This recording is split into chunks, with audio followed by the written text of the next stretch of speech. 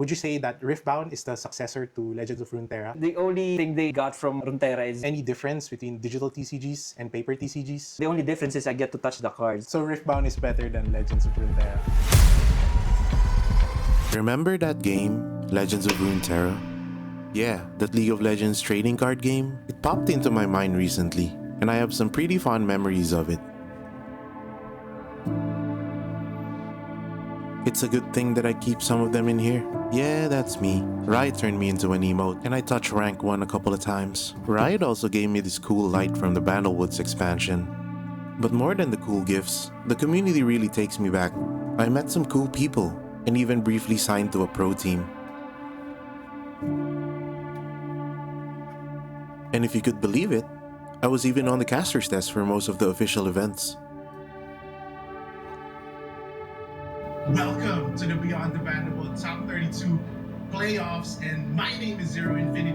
My name is Moonboy, and I'm joined by my good friend and Mount Tagan, Zero Infinity. How are you doing, my friend? But Runeterra had a major monetization problem, opting to sell cosmetics instead of booster packs. The game didn't make enough money to sustain its development costs. Eventually, Legends of Runeterra halted updates to PvP and is now on life support as a roguelite card game. But man, Riot really learned their lesson. They've come out with a new game and decided if we want to play cards with their IP, we'd have to empty our pockets to do so.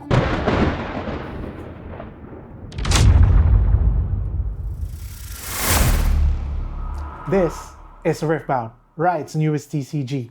And today, we're gonna be taking all three of these decks and challenging one of the biggest creators of Legends of Runeterra to a pre-con battle.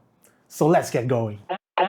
God, you're ridiculous. Doing nothing, smagging every day around you, people know you frontin'. You telling me you got it, you must be doing nothing. Smagging every day around you, people know you frontin'. You telling me you got it, you Joey, it's time for Riftbound.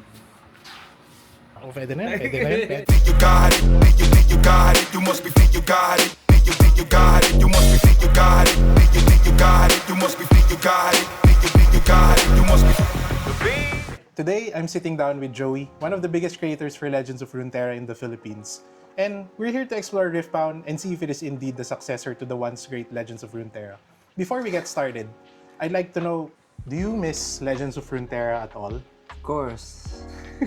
What I miss the most yung community more than the actual game actually. Yung community, yung mga events na we had. I think for me, the most that I miss is also the community.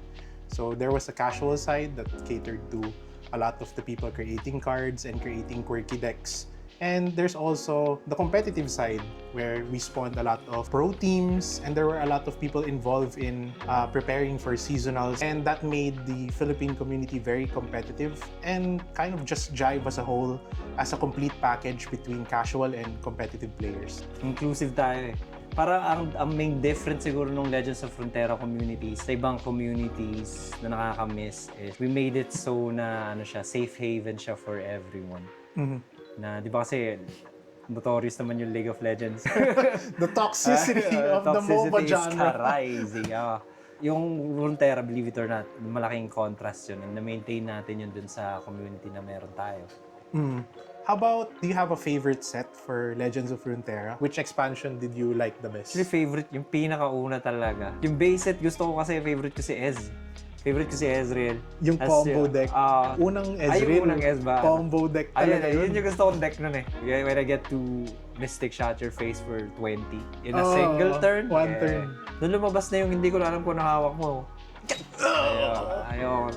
Ako, I enjoyed the base set as well. It feels like every deck has a certain identity to it that got lost over time. My favorite deck over there was Spooky Karma, and it was a hard control deck. And the longer the game went, as the expansions came along, it felt like there were too many RNG mechanics and deck identities were getting blurry when it comes to deck construction. Because it felt like every deck, regardless if it was control or aggro, was just putting down units. Eventually, control didn't exist, ramp didn't exist. Even yung mga cards that you were playing just felt too similar in between regions. Yeah. Alright, so we got the decks for Riftbound. So we have Victor, Lee Sin, and Jinx. And as someone who has been playing this for a while, who do you think has... which pre-con deck is the strongest? If I were to guess, hindi ko kasi alam yung decklist. I don't know the decklists ng precon. Pero inherently, Victor has a great legend ability. And I think Lee Sin sa sealed is gonna be good kasi you could buff him infinitely. Okay. So, between itong dalawang to, Lee Sin and Victor, dito, pagpipili ka dito, since sabi mo, ito yung dalawang may potential maging mas malakas eh. Parang feeling ko mas For someone na kailangan ko ng handicap to win eh. Kasi mas matagal ka na naglalaro, which one should I play? I think mas malakas si Lee Sin. Lee Sin. Yeah. Sige, I'm gonna trust you on that. Si Lee Sin lalaruin ko. And sabi mo malakas to, yung Jinx laruin mo. Joey and I unbox our pre-con decks. Let's check them out together to see what comes in the box. You get a manual and a player board, along with these cool dice to track player score. Of course, you get your legend that's on the box art.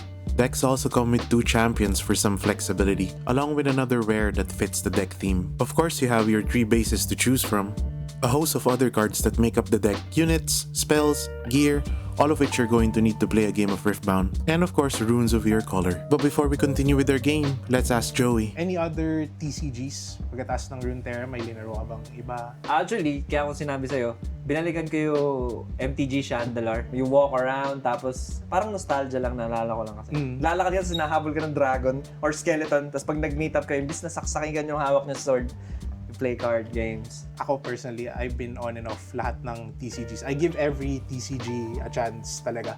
Wala ko pinapalagpas. Fair chance? I give them a fair chance. Okay, that's good. Lahat, parang nung lumabas ang One Piece, linaro ko siya. Lumabas ang Lorcana, Disney Lorcana, linaro ko siya. Even the digital ones, Marvel Snap. Ito, Curveball. Cards, the universe, and everything. Alam mo ba yun? Hindi. Q. It's a weird card game. Pero pati yun, linaro ko. I went back again to playing isa pa, yung Teppen. Teppen, the fighting game. Game, Capcom's card game. Japanese card game. Maganda yun. Yun yung first time ko ma-experience ganun yung real-time terms. Gulat Mag-play ka ng card. May mechanic na kasama kaya hindi ako nag-excel kasi bagal ng fingers ko. Pero, ayun, maganda siya. Check it out kung trip niya. Dun sa mga card games na nabanggit mo, did you play any of them like really competitively? As in tournament? Hindi, may kasi papasok ka ng tournament? ano na siya eh. After nung Legends of Runeterra, parang nag-lie low muna ako eh. Parang, actually, hindi na ako naglalaro ng games eh. Focus muna tayo sa real life. The real last card game na competitive talaga ako is MTG talaga and Legends of Runeterra. Yun yung dalawang seneryoso ko talaga. Recently, na-discover ko ang Su, very low RNG game. Ano yung Su? Su, Star Wars Unlimited. Yun ang favorite card game ko ngayon. I play it very competitively. In an earlier video, nasabi ko talaga na I want to play Worlds. Very best. Yeah, Pro Tour. Gusto ko manalo ng Pro Tour. So, that's what I'm working on. Pero Riftbound is something na interesting din sa akin because of the, yun nga, sabi ko, low RNG. Alright, Joey, before we get into more questions, I think we should get set up for a game between Jinx and Lee Sin. So, let's set up the table and get into the game. Quick rundown of the game. You start off with your legend who has a special ability, a chosen champion that you can cast at any time, and a location from each player which you fight over to score points. Basically, you play cards so whoever gets to 8 points first wins the game. Let's go over a few moments of our game and find out who wins. We draw opening hands, decide on mulligans, and Joey starts off the game with 2 runes and a traveling merchant. Since I'm going second, I start off with 3 runes and cast Wielder of Water. I pass the turn, Joey untaps and conquers one of the locations and scores a point. He plays another unit and I go into my turn starting off with Pit Rookie to buff my unit. I start my own offense and go into the other location and stack Wielder of Water's +2 might attack trigger and cast Challenge while he's at 5 to defeat his Raging Soul, scoring my first point of the match. I then cast Charm to move Traveling Merchant to my location and initiate a showdown to clear Joey's board. On his turn, he goes into Jinx with Accelerate to immediately ready her and moves into Wielder of Water's location to defeat it while I'm tapped out. The game continues in this back and forth fashion, maneuvering units over both locations, casting spells, and scoring points. One of my highlights was stopping an all-in attack from Joey with a hidden card that put me at just enough might to win the showdown.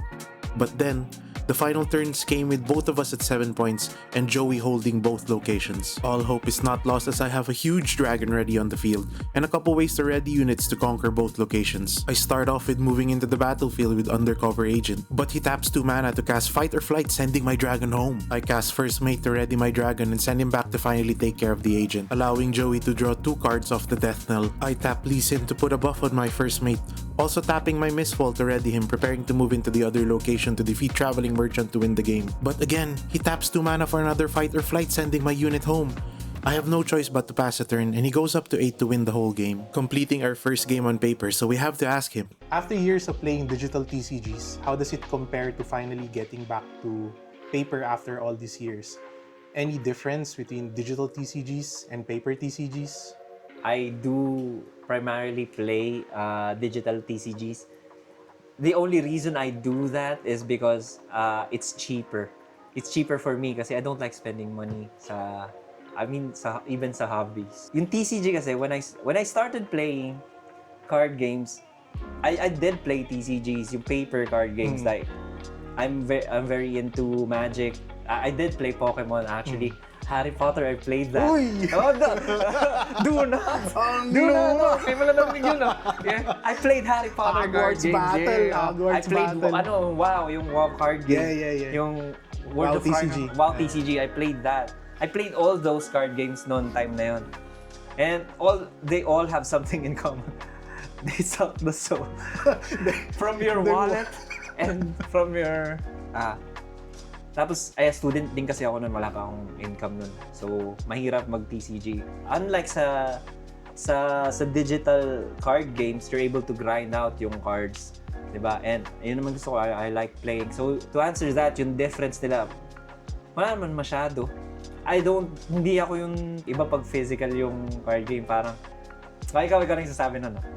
Mechanically, wala talagang difference. There's no difference between playing it on the digital format and the paper format. Mechanically, lahat parehas yun eh. Yung tapping ng cards, drawing ng cards, you can do that anywhere. Lalo ngayon with advancement of technology, right? Parehas lang lahat yun. But yung feeling na getting to play with someone in front of you that's what's missing. They have the nameplate, nakikita mo yung board, nagpe-play kayo ng cards, pero wala yung banter na hinahanap ko. In cliche terms, right? Sa Magic the Gathering, I love the magic part of it. Yung mechanical part of it. Pero for me, why I can't get behind if something has a paper format is I love yung gathering more. Other people would argue na yung tells when someone's playing yung tells, yung mannerisms nila. I mean, yung digital card games does a very good job in showing yung what card you highlight, what card you hover over, diba? When you drag something, it drags it. Tell na yun. So, tell na yun eh, diba? And I use it to bluff opponents. Yeah, isa pa yun kasi yun use it to bluff opponents. Yun nga yung sinasabi ko eh. The fact that you could do that in the digital space, that you are allowed to do that. So, ang pinaka-difference na lang nung paper card game is yung feel sa hand eh. Yeah. Yun na lang feel. yung tactile feel na lang yung pinaka-difference eh. Kasi nga sabi ko nga lahat na pwede mo argue na yung sa gameplay wise is translated naman na maayos sa digital. I don't know if I just feel that way kasi all these years I've been playing paper talaga competitively, casually. Sanay ako na nasa LGS ako interacting with all the players, getting to know new faces through the game. Sa digital, wala talaga yung opportunity na yun. You queue rank, you queue a normal game, you get matched with a random, you never talk to them ever again. Pero sa paper, you play with someone, baka mamaya friends na kayo. Maybe mamaya nagtitrade na kayo ng cards. Maybe mamaya nag-share na kayo ng decks. And that's just something that doesn't happen naturally sa digital na format. Yeah. I don't get why you don't want to play with me now sa tabletop simulator kasi you want to play it because it's different. The only difference is I get to touch the cards. You're right na mechanically wala talaga siyang difference eh. Pero yun nga, balik tayo to we are competitive players, Yeah. right? We are looking for the best deck, the best way to play a deck. Pag ako, magdi-digital format din ako if I want tournament prep. Kasi that's the most efficient way to do it. Pero pag maglalaro lang tayo, like casually, I'd rather have it. I'd rather have it on paper. Of course, iba yung iba yung purpose mo pag casual. Kailangan may purpose yung laro natin sa digital. By that point, wala nang difference sa akin yung digital between paper. Yeah, that was my point yun lang. Siguro I should have opened ng ganun sa'yo. After playing the game Riftbound here on paper, would you say that Riftbound is the successor to Legends of Runeterra? I don't think successor siya na Legends of Runeterra because the only thing they got from Runeterra is yung card art.